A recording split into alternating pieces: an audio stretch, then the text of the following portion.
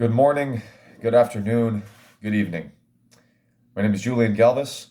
If we have not met, it's a pleasure to meet you, give you that virtual handshake, virtual fist pump.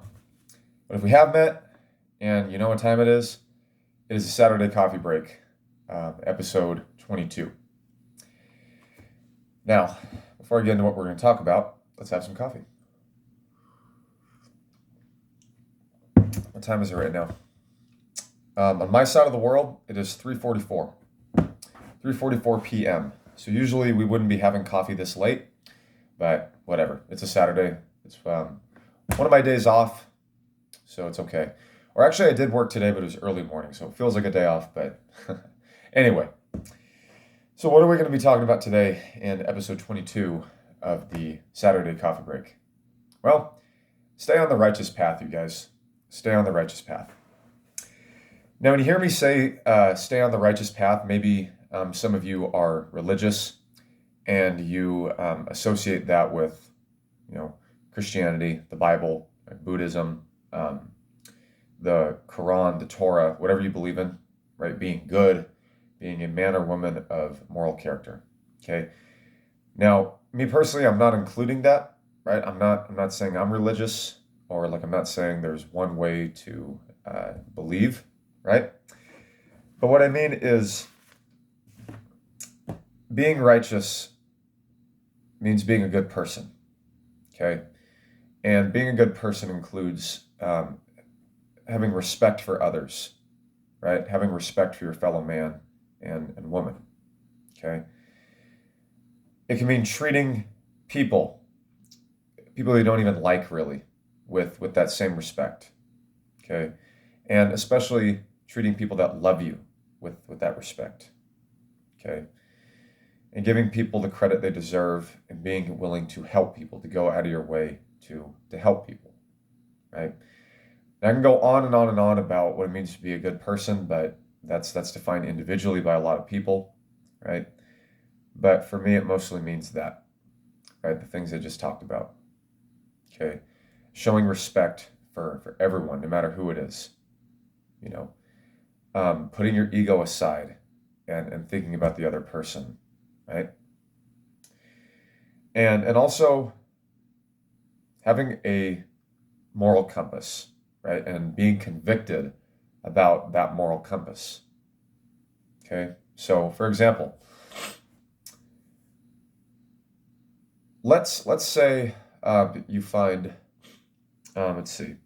someone drops $200 out of their wallet, and you see them walk away. Now, this is on a lonely sidewalk. No one else can see you. It's just you and that person who dropped the $200. Now, knowing that no one is looking, that if you were to steal, or you'd steal the $200, no one would see you, and you'd be $200 richer.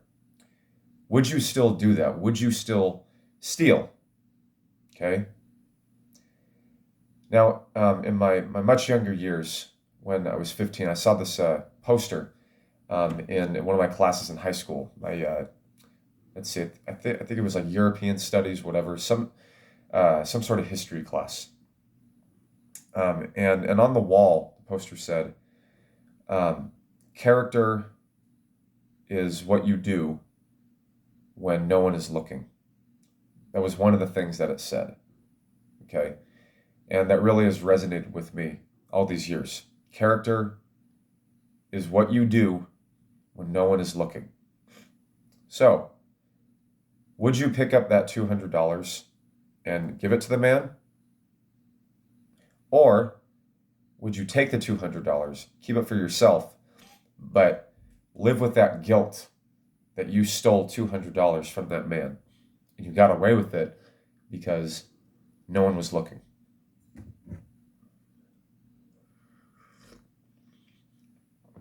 We all have a moral conscience. We all are guided by a basic set of morals. Now, unless you're a psychopath and you lack empathy. But most of us in this world are guided by a set of moral principles. And we know in our heart, we know when we're doing something wrong or when we're about to do something wrong. We know. Now, some of us have the ability to switch that off or ignore it, and others have a very hard time doing that. Now, no one can say they're perfect, but I believe with all my heart that most people know when they're about to do something wrong. Okay? Whether it be a little white lie or, just whatever. People know when they're doing something wrong, and then they try to rationalize it, right? Then they try to get away with it. Okay?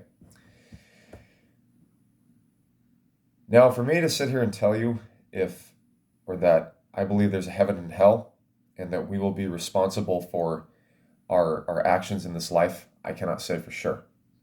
I honestly can't say for sure.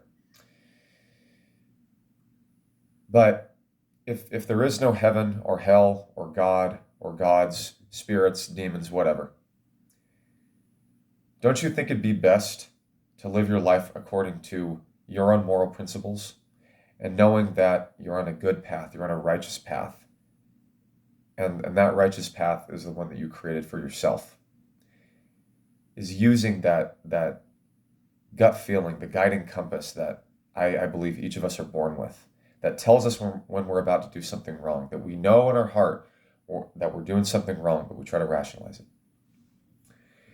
Now, I tell you, I haven't always lived up to that, but I've always known when I'm doing something wrong. And then as I was saying, I try to rationalize it. But each time I've done something wrong, whatever, it's always come back to bite me in the ass. Trust me. Now, I don't believe that we should do acts of kindness or perform acts of kindness or be a good person, quote unquote, because we don't want bad things to happen to us, or solely for the purpose of not wanting bad things to happen to us.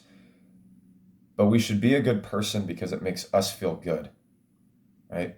That it's unconditional, that we get nothing in return but that person's gratitude and the good feeling that we get.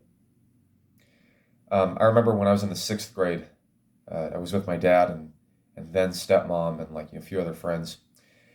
And we were walking out of this restaurant, and there was this old man who was kind of handicapped. Like, he wasn't in a wheelchair, but he was in a cane, and there wasn't a ramp, right? That most businesses have for people that are handicapped. And so he was just standing there looking around at the stairs, because that was the only way for him to get up, just the stairs.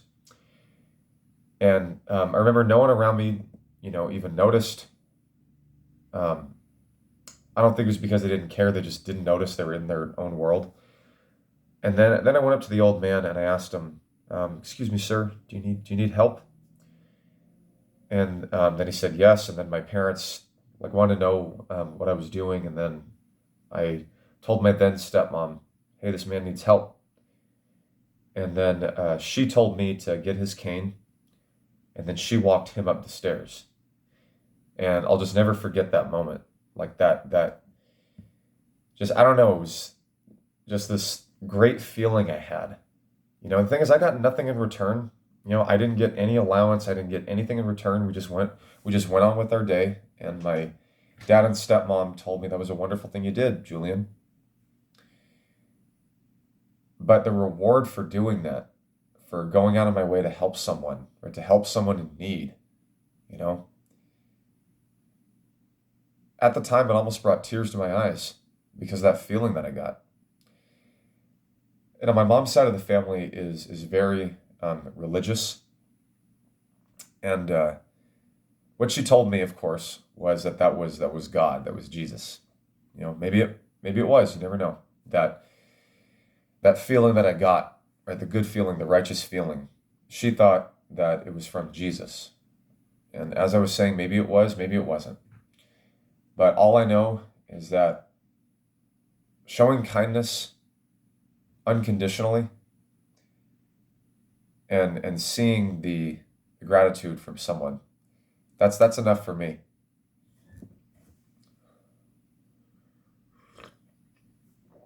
And it should be enough for you.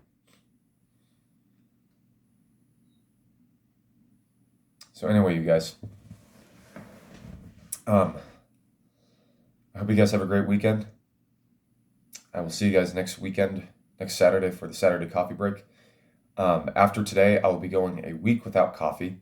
So this is the last day I have my coffee. This is my 6th cup of coffee. And I will be having coffee next Saturday, but I'll be taking a week-long fast. So I hope you guys have a wonderful weekend. Thank you so much for tuning in to another episode of the Saturday Coffee Break. And I'll see you next Saturday. This is Julian Galvis, and I'm out.